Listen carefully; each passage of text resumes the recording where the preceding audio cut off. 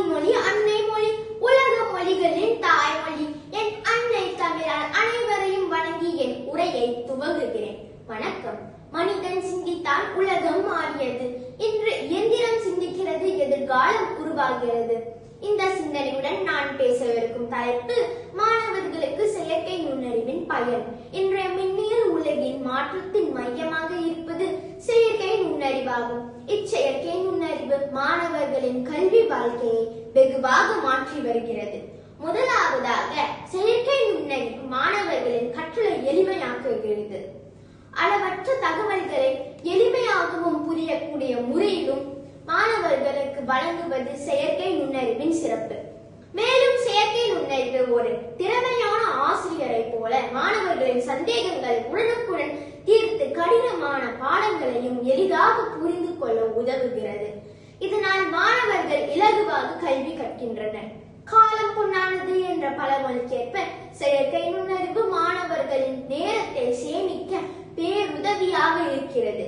செயற்கை நுண்ணறிவு வீட்டு பாடம், செயல் திட்ட பணி, ஆராய்ச்சி போன்றவற்றிற்கு தேவையான தகவல்களை உடனுக்குடன் வழங்குவதால் மாணவர்கள் அதிக நேரம் தகவல் தேடுவதில் செலவழிக்க வேண்டியதில்லை.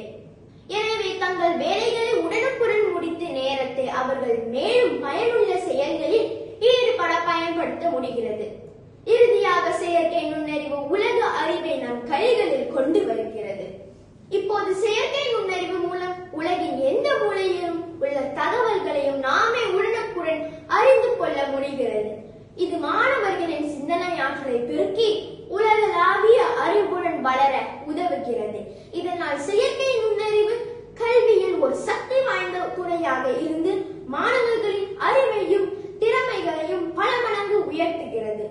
ஆனால் நண்பர்களே, செயற்கை நுண்ணறிவை சரியாக பயன்படுத்தினால் அது நம்மை உயர்த்தும், இல்லையே அது நம்மை பின்னுக்கு தள்ளும். எனவே நாம் செயற்கை நுண்ணறிவுக்கு அடிமையாகாமல் நம் அறிவை வளர்க்கும் நண்பனாக பயன்படுத்த வேண்டும் என்று கூறி விடைபெறுகிறேன். நன்றி, வணக்கம்.